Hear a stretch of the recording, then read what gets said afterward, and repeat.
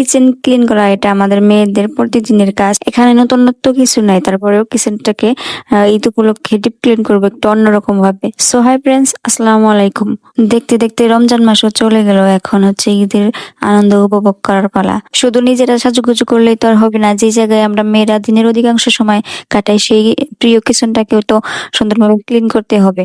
সকালে ঘুম থেকে উঠে কিচেনের সব জিনিসপত্র নিয়ে বাইরে চলে যাচ্ছি।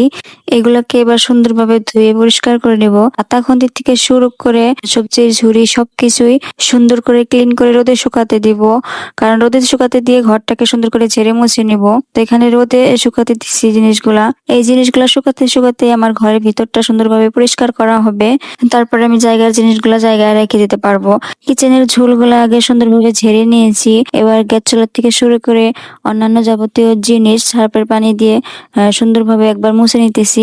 শুধু পানি দিয়ে আরো একবার ভালো করে মুছে নিব। গৃহিণীদের ঈদ আনন্দই মনে হয় এই জায়গাটায়, কারণ এই সবকিছু ডিপ ভাবে ক্লিন না করলে মনে হয় যে না, ঈদটা পরিপূর্ণ হয় নাই। বেডরুম থেকে শুরু করে কিচেন, তারপরে সংসারের অন্যান্য যাবতীয় জিনিস সুন্দরভাবে ক্লিন করার পরে ঈদের পূর্ণ আনন্দটা উপভোগ করা যায়। এই একটা দিনের জন্য আমরা মেয়েরা কত কি যে করি, কত ভাবে ঘরটাকে সাজাই, কত ভাবে ঘরটাকে ক্লিন করি। আসলে ঈদ মানেই তো আনন্দ, আর এই আনন্দ পূর্ণভাবে উপভোগ করার জন্য আমরা মেয়েরা ঈদের এক সপ্তাহ আগে থেকে পরিষ্কার পরিচ্ছন্নতার কাজে লেগে পড়ি। তো যাই হোক, ঈদের আনন্দটা হয়তো আগের মতো পাই না। যখন ছোট ছিলাম তখন ঈদের আনন্দটা একরকম ছিল, আর এখন অন্যরকম। কিচেনের সব জিনিস ভালোভাবে মুছে নিয়েছি, 2বার করে মুছে নিয়েছি। একবার সার্ফ দিয়ে পানি দিয়ে মুছে নিয়েছি, আর একবার ভালো পানি দিয়ে এমনি নর্মাল পানি দিয়ে মুছে নিয়েছি। যেহেতু তেল চিটচিটে ভাব হয়, সার্ফের পানি দিয়ে না মুছলে হয় না, তেল কাজটা একটা ভাব থেকে যায়। তো মোছা হয়ে গেলে এখন আমি ঘরের ফ্লোরটাকে মুছে নিতেছি।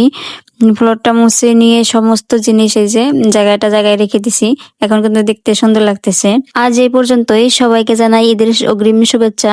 সবাই ভালো থাকবেন, সুস্থ থাকবেন, দোয়া করবেন আমার ফ্যামিলির জন্য। চলে আসবো পরবর্তী কোনো ভিডিও নিয়ে। বাই বাই, আল্লাহ হাফিজ।